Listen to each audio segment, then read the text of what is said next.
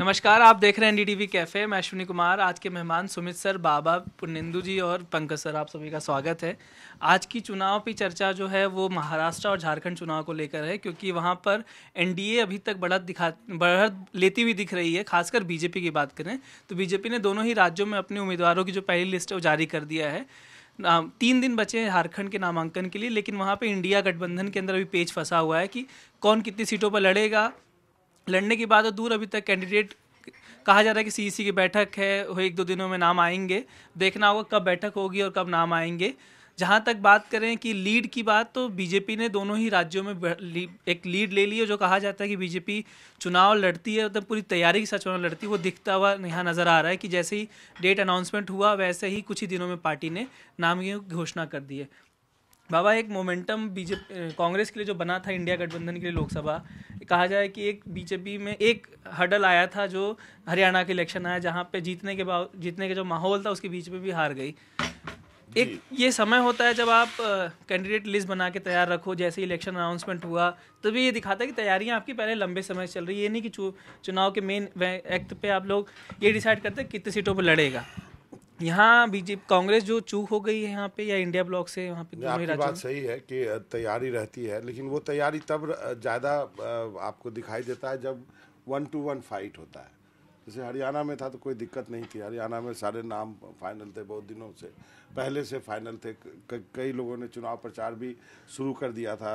आप ही ने बताया कि नाम अनाउंस होने से पहले कुछ लोगों ने नामांकन कर दिया था। ठीक है, अब झारखंड और जो महाराष्ट्र की स्थिति है ये बड़ी अब अजीब सी स्थिति है। यहाँ पे 1 नहीं, 2 नहीं, 3, 4, 5 पार्टनर है, समझ गए आप।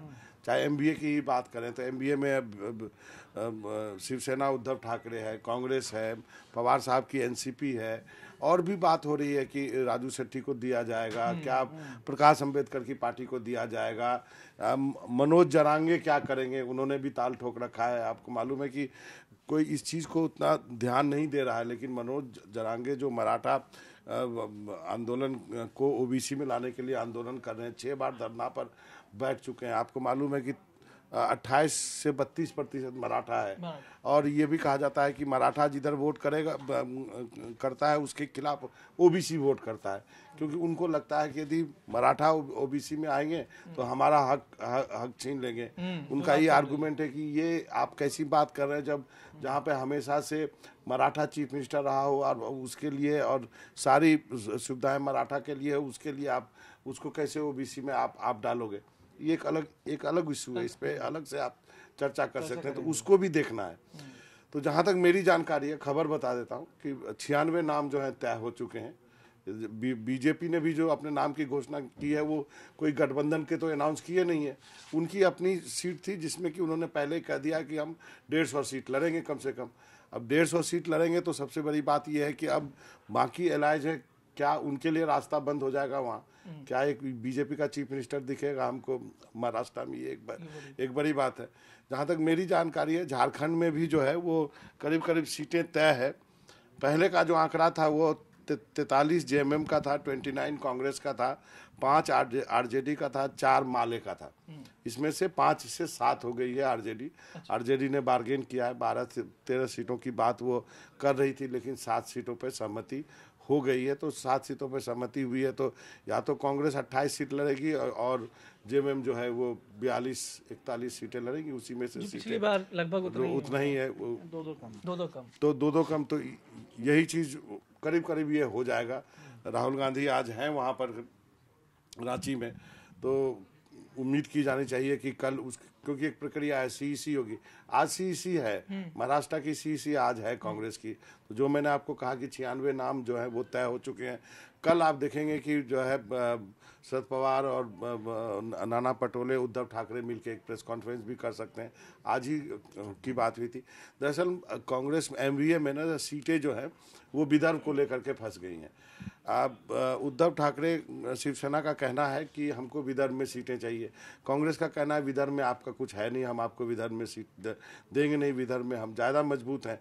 उसी तरह शिवसेना इस बात से भी थोड़ी तिलमिलाई हुई है कि कांग्रेस ने जो है वो मुंबई, प्रॉपर मुंबई की सीटें बहुत ज़्यादा उनके लिए नहीं छोड़ी है।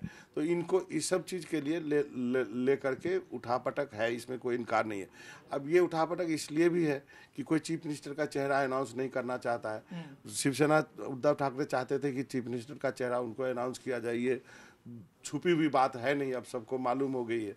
तो और कांग्रेस ने उस मीटिंग में ये तय हुआ कि जिसकी जितने सीटें आएंगी उसके बाद वो चीफ मिनिस्टर बनेगा। तो अब की जो जद्दोजहद है ना कि कौन कितनी अधिक सीटें लड़ेगा, जिससे कि स्ट्राइक रेट हो ना, तो फिर उससे आप आगे क्लेम कर सकते हैं। ये सारी लड़ाई इसी चीज़ के लिए, लेकिन मुझे लगता है कि अगले 24 घंटे में ये इस पर जो है वो आपको क्लैरिटी मिल जाएगी।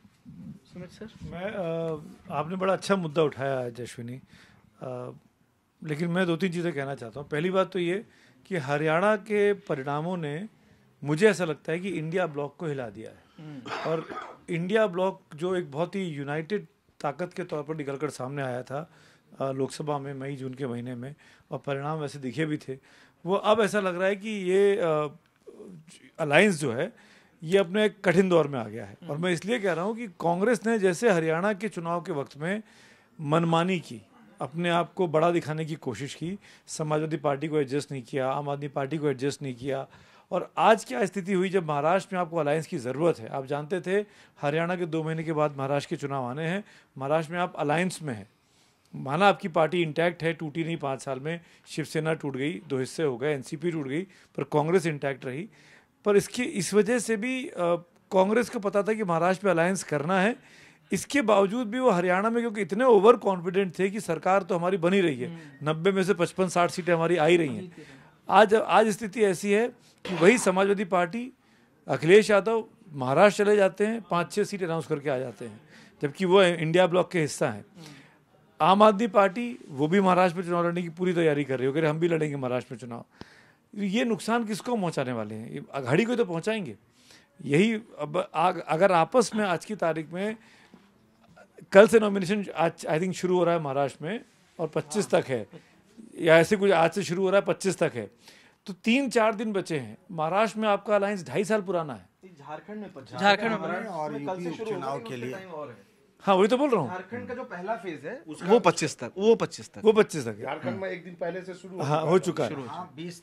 13 तारीख को जो चुनाव है ना, उसके लिए 25 तक। महाराष्ट्र का चुनाव तो 20 तारीख को है ना। हाँ जी, तो वहाँ नॉमिनेशन कब से शुरू है?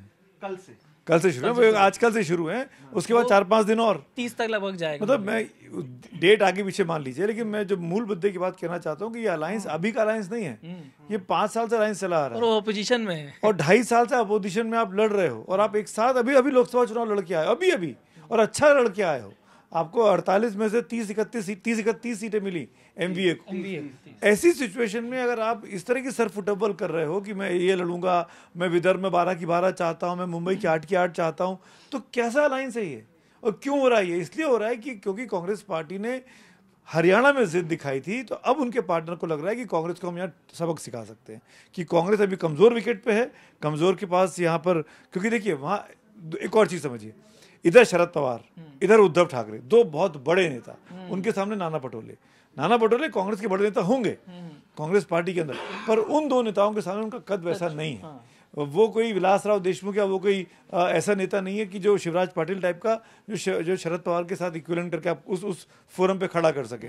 तो नाना पटोले उन दोनों के साथ राजनीति के मामले में, कांग्रेस पार्टी के कल्चर के मामले में उस लेवल पे नहीं आते हैं।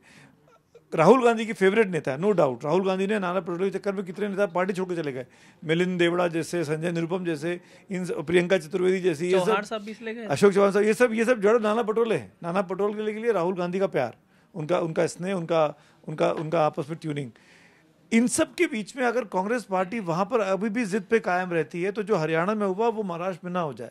और मैं फिर अपनी बात रिपीट कर रहा हूँ कि 23 नवंबर और 26 नवंबर के बीच में, मतलब रिजल्ट आने के बीच में और नई सरकार बनने के बीच में मात्र 72 घंटे हैं, और आपके पास 50, 60, 70 विधायकों वाली 2 छोटी छोटी पार्टियां हैं कांग्रेस के मुकाबले, एनसीपी शरद पवार वाली और उसके बाद शिवसेना शिवसेना। उद्धव तो वाली। कौन कहाँ चला जाओ, दोनों तरफ जा सकते हैं।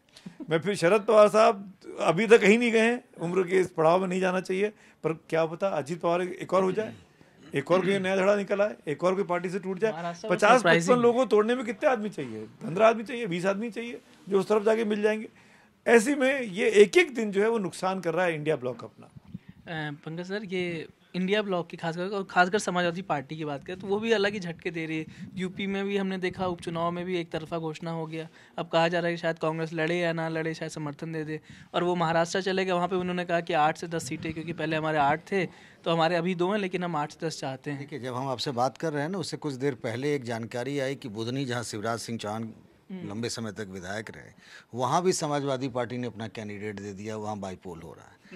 इस मैसेज को ऐसे हल्के में मत पढ़िए, इस मैसेज को लंबे सिरे से पढ़िए। मुझे पता चला कि कुछ दिनों पहले समाजवादी पार्टी ऑफिस में बैठक चल रही थी, तो एक बात कही गई, और इस बात से कांग्रेस के कई अलायंस पार्टनर सेम राय रखते हैं, जो अभी सुमित जी कह रहे थे कि जहाँ पर कांग्रेस मजबूत होती है ना, वो अपनी जगह नहीं छोड़ती है अलायंस पार्टनर के लिए, वो देना नहीं चाहती है। ये जो ताली है ना, दोनों हाथ से बजती है, एक हाथ से तो बजती नहीं, कुछ लोगे तो कुछ दोगे भी। वहाँ देने वाली परंपरा थोड़ी सी कम है कांग्रेस, जहाँ मजबूत होती है। जहाँ कमज़ोर होती है ना, वहाँ लेने की बात होती है।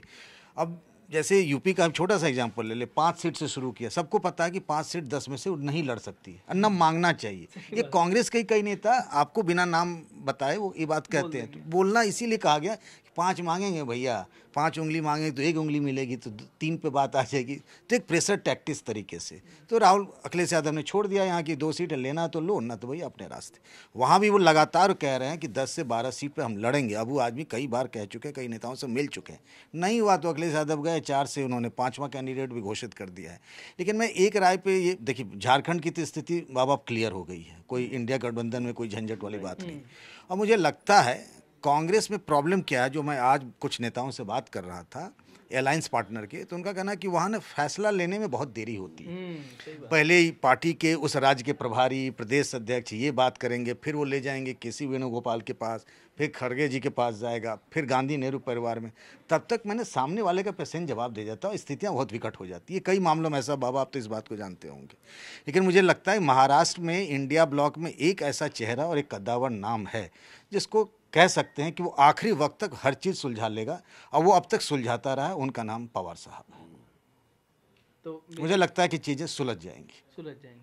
पुनिंदु जी, क्योंकि हमने लोकसभा में चुनाव में देखा बाबा कि आखिरी वक्त तक ये इंडिया गठबंधन में ही, महाराष्ट्र में काफ़ी गठबंधन चल रहा था। ये पहले प्रकाश अम्बेडकर जोड़ने की बात थी, एंड मोमेंट पे उन्होंने दूर हो गए, लेकिन उसके बाद भी रिजल्ट में 30 सीटें जीती। तो वो दिखाता है कि भले ही मैनेजमेंट नहीं हो पाया सीटों का, लेकिन वोट्स मिल रहे हैं। क्या लोकसभा मतलब विधानसभा चुनाव में भी वही रिपीट होने की मतलब पार्टी सोच रही कि हम तो विधानसभा जीती रहे, क्योंकि लोकसभा जीते ही हैं? नहीं, मैंने ये बात कही ना, ओबीसी ने बहुत वोट किया है इस बार, मराठा ने भी वोट किया है, ओबीसी ने भी वोट किया है। और मैं बार बार ये जरांगे को इसलिए लेके आ रहा हूँ ना कि उसकी एक मीटिंग जो है, वो एक मुस्लिम नेता है, कोई रब्बानी या ऐसे करके, उनके साथ हुआ, औरंगाबाद डिस्ट्रिक्ट में है उसका, उनके साथ हुई है। तो वो एक अलग फ्रंट बनाने, शिवाजी नगर हो गया। हाँ, सज्जाद नोमानी नाम है उसका, सज्जाद नोमानी के साथ उसकी मीटिंग हुई।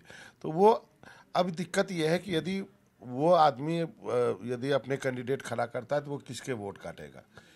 अब इस बात पे भी चर्चा वहाँ पे हो रही है। एक एंगल तो आपको मालूम है कि वहाँ पे ओवैसी साहब है, उनके कुछ वोट है, सर्टेन पॉकेट्स में वोट है, उसको न्यूट्रलाइज करने के लिए जो अखिलेश यादव वो चले गए, क्योंकि वो नहीं चाहते हैं कि उनको शक्ति मिले, जिससे कि आने वाले 2027 में आके फिर हमें नुकसान पहुँचाए। यहाँ पर छत्तीस का रिश्ता है। सीएम थे 5 साल, तो एक बार भी उन्होंने ओवैसी को घुसने नहीं दिया यूपी में, लॉ एंड ऑर्डर के नाम पर, शांति भंग की आशंका पे। तो ये आप देखेंगे कि महाराष्ट्र के चुनाव में ना कई पेच है, कई चीज़ें जो हैं वो आपको, यदि आप बहुत डीप में जाएंगे तो आपको देखने को मिलेगा। वंचित अघाड़ी क्या करेगा ये किसी को मालूम नहीं। पवार साहब का नाम आपने जिक्र किया, मुझे लास्ट टाइम उन्होंने कहा था कि मैं तो पूरी कोशिश कर रहा हूँ कि प्रकाश अम्बेडकर आए, लेकिन मुझे मालूम है वो नहीं आएगा, उन्होंने कहा। और बाद में जब रिजल्ट होने के बाद जब मैंने उनसे पूछा था कि सर आप तो ऐसा कह रहे थे, बोला कि आज यदि वो हमारे साथ रहता तो उसका बेटा आज एमपी रहता। उन्होंने कहा कि उससे डील करने से अच्छा है, ज़्यादा आसान है उसकी वाइफ से बात करना, सी इज़ वेरी सेंसेबल, उसको उससे ज़्यादा राजनीति की समझ है। हाँ, प्रकाश अम्बेडकर से बोला कि उसके वजह से आज उसका बेटा सांसद नहीं बन पाया, हम जितनी सीटें दे रहे थे 2-3 यदि वो लेके मान जाता तो आज वो एक सीट पे तो बहुत मजबूत है, मजबूत है। और नहीं, इससे पहले वाले चुनाव में उसने बहुत नुकसान पहुंचाया था, लाख वोट उसको मिले थे, ले लेते, सही बात। तो उसके बाद से जैसे सेफोलॉजी क्या है, हम कैलकुलेट करते हैं जो डाटा है, हम यदि उसके वोट जोड़ते थे तो हमें लगता था कि ये जो अघाड़ी है बहुत मजबूत हो जाएगा यदि इसने इनके वोट को वेस्ट ना किया जाए तो, लेकिन नहीं बात बन पाई तो फिर उनको छोड़ना पड़ा। आज देखिए उनकी स्थिति क्या है। तो ये जो 3 तरफ जो वोट स्प्लिट करेगा ना इस बार महाराष्ट्र में, वो प्रेडिक्ट करना बहुत मुश्किल है अभी कि मराठा क्या करेगा, मराठा के रिएक्शन में ओबीसी क्या करेगा, तो मुस्लिम क्या करेगा। पॉकेट्स बने हुए हैं, विदर्भ का एक पॉकेट है जहाँ कांग्रेस है, मराठवाड़ा का एक पॉकेट है जहाँ पवार साहब है, मुंबई अपने आप में एक स्टोरी है। और उसमें भी स्टोरी ये है कि एक्चुअली महाराष्ट्र का चुनाव क्या है, विरासत की लड़ाई है ना, कि पवार की विरासत किसको और बाला साहब की विरासत किसको। यदि इस बार फिर शिंदे साहब की पार्टी अच्छा कर जाती है तो वही असली विरासत होगी, उद्धव की राजनीति खत्म हो जाएगी। ये बात उद्धव ठाकरे को समझ में आ रही है। इतना फाइट क्यों मार रहे हैं वो, इसीलिए तो मार रहे हैं वो, इसलिए तो चाह रहे थे कि पहले हम चेहरा घोषित कर दो। पवार साहब क्यों इतने दिनों में इस उम्र में भी प्रचार कर रहे हैं। उनका शेड्यूल मैंने अभी लोकसभा चुनाव के बाद देखा था तो 3 महीने आगे की ना इतनी मोटी सी एक वो रखी हुई थी। तो मैं पलट के बोला क्या है, बोला सर ये ना अगस्त सितंबर तक का ना हमारा डेली का शेड्यूल है ये। मैंने बोला इतना, बोला हाँ इतने आगे का, सोच लीजिए आप। तो वो आदमी उस उम्र में भी इतनी मेहनत क्यों कर रहा है, क्योंकि उनको अपनी विरासत अपनी बेटी को सौंपनी है। मेरी तो एक थ्योरी है, मैं तो बार बार कहता हूँ कि क्या पता इस चुनाव के बाद एनसीपी मर्ज कर जाए कांग्रेस में और एक लेडी चीफ मिनिस्टर आपको देखने को मिले महाराष्ट्र में, यदि चीज़ें अकॉर्डिंग टू उनके प्लान जाती हैं। तो मूल सवाल पे लौटते हैं अश्विन, जो आपने कहा कि क्या बीजेपी ने लीड ले ली है और इंडिया गठबंधन में सब कुछ ठीक नहीं है। तो ये बात सही है, पिछले कई चुनाव से जहाँ तक कैंडिडेट लिस्ट जारी करने की बात है बीजेपी हमेशा लीड लेती, खासकर अगर मुकाबला कांग्रेस से है। हरियाणा देखिए, हरियाणा में भी बीजेपी की लिस्ट पहले आई थी, लोकसभा में भी पहले लिस्ट आई थी। कई बार तो कांग्रेस के कई उम्मीदवार आखिरी दिन उनको पता लगता है कि हमको अब उम्मीदवार बनाया जाए, हो सकता है इंटरनली उनको बताया जाए। तो ये चीज़ें कांग्रेस की जो मिसमैनेजमेंट, पंकज जी ने बड़ा अच्छा बताया कि वहाँ पे जो प्रक्रिया है बड़ी लंबी है। वो पहले राज्य स्तर पर ही मुश्किल होती है, फिर वो खड़गे साहब के यहाँ पहुँचता है, फिर वो गांधी फैमिली में पहुँचता है, तो वो लंबी प्रक्रिया, इसलिए टाइम लगता है, कई बार उसका नुकसान भी होता है। और आप देखिए चुनाव प्रचार या उसके मामले में भी प्रधानमंत्री होने के बावजूद भी नरेंद्र मोदी की रैलियाँ राहुल गांधी से ज़्यादा होती हैं। ऑन एन एवरेज आप देखेंगे तो, आप लोकसभा में भी देखेंगे तो प्रधानमंत्री नरेंद्र मोदी ने राहुल गांधी से ज़्यादा रैलियाँ की होंगी। उस हिसाब से मेहनत के मामले में बीजेपी के नेता ज़्यादा आगे दिखाई पड़ते हैं। लोकसभा के चुनाव में एक जो काम किया, एक तो 400 का नारा बैकफायर किया, संविधान बचाओ के नाम पर कांग्रेस ने उसको अच्छा मुद्दा बनाया। और आप देखेंगे SC ST वोट्स में एक बीजेपी जो 14 और 19 में उसने अच्छा किया था। सोचिए कि द्रौपदी मुर्मू को जो पहला आदिवासी राष्ट्रपति बनाने के बाद भी आप पाएंगे कि उनको बहुत सारे ट्राइबल सीट्स पे डेंट हुआ है। और इन दोनों ही राज्यों में ट्राइबल वोट बहुत इंपॉर्टेंट है, खासकर झारखंड में तो बहुत ज़्यादा। बीजेपी ने कोर्स करेक्शन भी किया है, उन्होंने एक तो बाबूलाल मरांडी को वापस ले आए हैं, नंबर 1। नंबर 2 उनको प्रदेश अध्यक्ष बनाया है। और आप उन्होंने ठीक है घोषित चेहरा नहीं किया, लेकिन आप कैंडिडेट लिस्ट देखेंगे तो पहला नाम बोल्ड में किसका लिखा हुआ है, बाबूलाल मरांडी का। तो इनडायरेक्टली उन्होंने बता दिया है कि अगर बीजेपी सरकार में आई तो बाबूलाल मरांडी सीएम होंगे। और नहीं, वो प्रदेश अध्यक्ष होने के नाते नहीं, ऐसी बीजेपी की जो महाराष्ट्र की लिस्ट है ना, सबसे ऊपर देवेंद्र फडणवीस का नाम है, क्योंकि वो पूर्व सीएम है। और फिर प्रदेश तो दावेदार भी है बाबन फुले का नाम, लेकिन दावेदार हैं नहीं, ये सीनियरिटी का रिस्पेक्ट किया गया और कोई बात नहीं। जब लोकसभा की लिस्ट आई थी पहली, तो सबसे ऊपर नरेंद्र मोदी का नाम था। As simple as that. नहीं सुमित सर, उसमें एक फैक्ट है, लेकिन अर्जुन मुंडा साहब खुद नहीं लड़ रहे हैं, उनकी वाइफ लड़ रही है, ठीक है। वो खुद उनको भाई, वो तो लोकसभा हार गए। साहब की सेहत ठीक नहीं है, सारी दुनिया को पता है, इसीलिए उनके घर में एक नई लीडरशिप तैयार की जा रही है। ठीक। तो और जहाँ तो आपने झारखंड में बीजेपी की बात कही, तो भाई साहब वो मरांडी साहब दिखते कहाँ हैं? आपके तो दो सुपर जो है प्रभारी वही हेमंत बिस्वा शर्मा दिखते हैं या फिर शिवराज सिंह चौहान दिखते हैं, उनकी तो आवाज नहीं सुनाई देती है। ये नेशनल मीडिया की दिक्कत हो सकती है, स्टेट मीडिया में आपको नहीं, ये तो दिखते हैं। सुनाई नहीं देती। अब जो दिखता है वही, ये आरोप पूरी तरह सही नहीं है। ये आरोप वहीं राष्ट्रीय के लोगों ने मीडिया, लगाया आप है। देखिए राष्ट्रीय ये आरोप वहीं के बीजेपी के नेताओं ने बोला है। नेशनल मीडिया हमेशा ही चीजों को अपने हिसाब से कवर करती है, वहाँ के रीजनल मीडिया में बाबूलाल मरांडी आपको पूरे दिखेंगे। ये दिक्कत नेशनल मीडिया के साथ ज्यादा है। तो हेमंत तो एक छोटे राज्य के मुख्यमंत्री हैं, उस लेकिन हिसाब से लेकिन लेकिन नेशनल मीडिया ने उनको बहुत बड़ा बना दिया ना उन्होंने, और खासकर उनके बयान उनको बड़ा बना दिया। जिस तरह के विवादास्पद बयान वो वही देते तो वो हैं, कह रहे हैं कि बाबूलाल मरांडी का उस तरीके का कभी ओवरटोन नहीं, जब मुख्यमंत्री थे तब भी यही हाल था उनका। वो तो सुनाई नहीं देते हैं। खैर मतलब ठीक है, वो बीजेपी के लिए एक बड़ा आदिवासी चेहरा तो है ही है। नहीं तो देखिए जेवीएम अलग होने के बाद भी अगर उनको एक बार 8 सीटें आई थी, पिछले चुनाव में भी 3 सीटें आई थी और 7-8-10% वोट उनके आ रहे थे, तो इसका मतलब वो ठीक ठाक कद है उनका। देखिए बाबूलाल मरांडी के लिए मेरा ये मानना है कि वो झारखंड के राजनीति के बड़े अनलकी आदमी है। हाँ। वो हर सही समय में गलत आदमी के साथ रहते हैं। हाँ। समझ गए ना? वो बीजेपी में थे, वाजपेयी नहीं, मैं वाजपेयी जी के समय से आपको पूरा बता सकता हूँ। हाँ। वो जब उनका चांस था तब उनकी पार्टी वो बना के अलग लड़ लिए। हाँ। है अब चांस है तो एक चंपई सोरेन को बीजेपी ने उनके सामने खड़ा कर दिया। अब सोचिए, चंपई सोरेन तो मुख्यमंत्री रह चुके हैं। नहीं रह तो चुके हैं, लेकिन इनको सीएम थोड़ा ना नहीं, आप देखिए कुछ भी हो सकता है। मतलब वही तो मैं कह रहा हूँ ना कि वो बड़ा अनलकी आदमी है वो झारखंड के लिए बेचारे बाबूलाल। नहीं, आपका इशारा ये है कि मतलब जेएमएम कमबैक कर सकती है, और ये बात देखिए मैं तो आपको नहीं, ये वैसे ये बात बाबा ये है कि एंटी इनकम्बेंसी होने के बाद एक तो कोई रिपीट वहाँ करता नहीं है, लेकिन झारखंड मेरी रुचि रहती है, मैंने 10वीं पास वहीं से किया है, इसलिए मैं नहीं। और बाबा ये कहा जा रहा है कि जेएमएम और कांग्रेस गठबंधन अच्छे से चुनाव लड़ेगा। वो वैसा चुनाव नहीं होने जा रहा है कि बिल्कुल वन साइडेड है कि 5 साल रहे, बहुत सारे आरोप भ्रष्टाचार महतो को ला करके आप यदि अर्थमेटिक देखेंगे ना, हाँ। सुदेश महतो को ला करके बीजेपी ने अर्थमेटिक जो है वो सही कर लिया है। यदि आप सीटों की बात कर लेंगे ना तो फिर 10 सीट दिया। हाँ नहीं, 10 सीट नहीं दिया। यदि अब वोटिंग परसेंटेज की बात करेंगे ना तो फिर वो आराम से बीजेपी जो है जीत जानी चाहिए। पिछली बार इसलिए हार गई थी लेकिन बाबा हमने जो पिछले उसमें चर्चा की जयराम महतो की, जयराम महतो जो वोट डेंट करने वाले हैं, लोकसभा में खुद उनको 3.5 लाख वोट मिले, उनके 2 साथियों को 1 लाख से ज्यादा वोट मिले। बीजेपी और आजसू के वोट मिला देते हैं तो 41.47 वोट होता है। तो क्लियर कट में जो है वो तो बाबा इनके पुराने अलाई नहीं बाबा। हाँ। वो तो हमने देखिए एक एनालिसिस किया था हमने कि अगर जेवीएम आजसू और बीजेपी के वोट जोड़ दें तो 49 सीटें इनकी 2019 में बनती हैं। उस हिसाब से अगर देखें वोट जोड़ने पर 49 सीटें, 41 का आपका बहुमत है।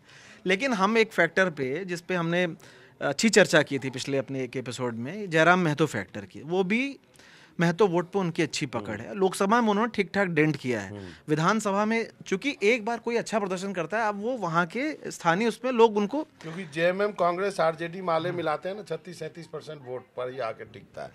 अब इसमें एड ऑन कितना कर पाते हैं? यदि हेमंत सोरेन का वो ट्राइबल कार्ड चल गया, ट्राइबल कार्ड, हाँ। जेल जाने वाला चला गया कि भाई हमारे नेता को आपने जेल में डाला, सुप्रीम कोर्ट ने इसको ये बेल दी है, यदि ये सब कार्ड चल गया तो लोकसभा में तो 5 की 5 ट्राइबल सीट जीती। हाँ, ट्राइबल जेएमएम कांग्रेस ने मिलकर जो, बल्कि इनको जो 14 में 5 सीटें आई वो वही हैं जो ट्राइबल्स के लिए रिजर्व हैं। लोकसभा का चुनाव, विधानसभा का चुनाव बिल्कुल अलग होता है, उसके आंकड़े पर ना जाए तो नहीं तो ये बात सही और है। बढ़ जाएगा। बिल्कुल। अब महाराष्ट्र पे थोड़ा सा बाबा आ जाते हैं। महाराष्ट्र में जो मुझे लगता है इंडिया अलायंस में जो सीटों का मामला फंसा वो ये है कि देखिए उद्धव गुट ने 21 सीटें ली, सबसे ज्यादा सीटें ली। पवार साहब पूरा वो कर रहे थे, कांग्रेस की तरफ से भी एक तरह से देखा जाए तो सोनिया जी ने पवार साहब को ही बना दिया था, भी हमारा मामला भी आप ही सुलझा लो। तो उद्धव ने उसमें बाजी जीत ली, वो 48 में 21 सीटें ले आए, कांग्रेस को मिली 17, बल्कि पवार साहब ने खुद सेक्रीफाइस किया, खुद 10 सीट पे लड़े, ठीक है। लेकिन परफॉर्मेंस रहा जिससे उम्मीद नहीं थी, उसने सबसे बेस्ट कर दिया, 17 में 13 सीट लाए। सबसे बेहतर अगर स्ट्राइक रेट रहा वो कांग्रेस का रहा, नहीं उस हिसाब से, मतलब एनसीपी कम सीट पे लड़ी, 10 में 8 जीत गई। हाँ, लेकिन हाँ वोट ठीक कहने का मतलब 17 में 13 जीत गया, तो उम्मीद नहीं थी। आप देखिए कांग्रेस से उम्मीद नहीं थी, क्योंकि महाराष्ट्र का पिछले चुनाव, विधानसभा चुनाव में बोलना कि पिछली बार कांग्रेस को एक ही सीट थी, एक सीट, मात्र एक सीट, एनसीपी को ज्यादा सीट थी, तो कांग्रेस की सीटें अचानक से बढ़ गई। अब कांग्रेस भी अपने, उनके भी तमाम नेता जो सोए हुए थे वो जागने लगे, भाई उनको उम्मीद दिखने लगी, सीटों की डिमांड बढ़ने लगी कि भाई हमने तो विदर्भा में सबसे बेस्ट किया है, सारी जीत ली, बीजेपी को हमने मात दे दी। बीजेपी तो सिर्फ 9 सीट जीत पाई 28 लड़के, सबसे बुरा अगर हम कहेंगे तो बीजेपी के साथ हुआ, सबसे बुरा प्रदर्शन था। अब हरियाणा की बात आपने देखी, सबसे पहले बयान किसका आया है? सबसे पहला बयान आपको शिवसेना उद्धव ठाकरे का मिला, संजय राउत साहब का, कि ये सीटों के बंटवारे को लेकर के बयान आने लगा वहाँ पे। मतलब कि वो कांग्रेस को बैकफुट पर डालने की कोशिश हुई। अब वही उनकी कोशिश है कि भाई हमको विदर्भा से भी सीट चाहिए। आज संजय राउत साहब का दोबारा बयान है, हमारे ही चैनल से बातचीत में उन्होंने बोला है कि ठीक है विदर्भा में कांग्रेस मजबूत है, लेकिन हम भी कमज़ोर नहीं, हमने अपनी विनिंग सीटें उनको दे दी थी, तो हमको भी तो कुछ कुछ सीटें चाहिए। वो यहाँ पर मामला फंसा हुआ है क्योंकि कांग्रेस का जो बेहतर प्रदर्शन लोकसभा का था, उस बेस पे कांग्रेस मांग रही है कि अब भैया पुराना नहीं चलेगा कि शिवसेना ज़्यादा सीटें लेगी। मैं थोड़ा बीच में इंटरप्ट करूंगा, इससे थोड़ा इतर। बाबा बीच में कह रहे थे एक बात बड़ी स्ट्राइकिंग है और हिंदुस्तान की राजनीति में अपने आप में एक अनूठा होगा। भाई झगड़ा हुआ अखिलेश यादव और शिवपाल यादव बाप बेटे में, तो विरासत आमतौर पर बेटे के साथ चली जाती है, यही होता रहा जहाँ भी झगड़ा हुआ। मुझे लगता है कि ये जो चुनाव होगा महाराष्ट्र का, ये अपने आप में बहुत बड़ा चुनाव है। इस लिहाज से जो वो कह रहे थे, अभी ध्यान गया मुझे उस बात पे कि एकनाथ शिंदे जो उनके बहुत बड़े सिपह सालार थे वाला साहब के, और बेटा उद्धव ठाकरे, एक चुनाव में एकनाथ ने अच्छा किया और विधानसभा में कर लिया, तो अपने आप में एक नई किस्म की राजनीति होगी और बहुत बड़ा डिबेट होगा इस पर। ये बात सही, मैं इस बात से सहमत हूँ। अगर लोकसभा देखिए, लोकसभा में 13 सीटों पर आमना सामना हुआ शिंदे गुट और उद्धव गुट का, जिसमें 7 सीटें शिंदे गुट जीता, 6 सीट उद्धव, एक सीट पे बहुत नॉमिनल जीत हुई है, उसको कहा जीत नहीं तो है। आने फिर भी, लेकिन भाई जो सीट तो उसी की ज्यादा आई। अगर विधानसभा में भी रिपीट कर गए, इसीलिए आप देखिए शिंदे के जो भाव लोकसभा के बाद बढ़े, बीजेपी ने जो खराब किया उससे शिंदे को नई ताकत मिल गई। भाई 7 सीट वो ले आए, 9 सीट ये लाए, कम सीटें लड़के वो आए 7, ज्यादा सीटें लड़के लाए 9, तो शिंदे को ताकत मिली। शिंदे ने बल्कि वो मंत्री भी, कैबिनेट मंत्री भी लिया नहीं उन्होंने, क्योंकि उनको और उम्मीद थी कि हमें ज़्यादा मिलेगा। तो ये महाराष्ट्र, सही बात है, एक बहुत इंटरेस्टिंग स्टेट होने वाला है और हमें उस पर लगातार नज़र बना के रखनी है। नज़र बनी रहेगी हमारी। इस पूरे इसी कैफ़े में हम लोग हर दिन अलग अलग विषयों पर, राजनीतिक चर्चाओं पर बात करते रहेंगे। तो इस वीडियो को ज़्यादा से ज़्यादा शेयर करें, लोगों से साझा करें, अपने परिवारजनों के साथ दिखाएं उनको और बताएं कि एनडीटीवी कैफ़े, इलेक्शन कैफ़े जो वीडियो है उसको जाके प्लेलिस्ट को ज़रूर सब्सक्राइब करें और हमारी वीडियोज़ को देखते रहिए। तो आज की चर्चा में बस इतना ही, कल मिलते हैं किसी और विषय के साथ, तब तक के लिए धन्यवाद।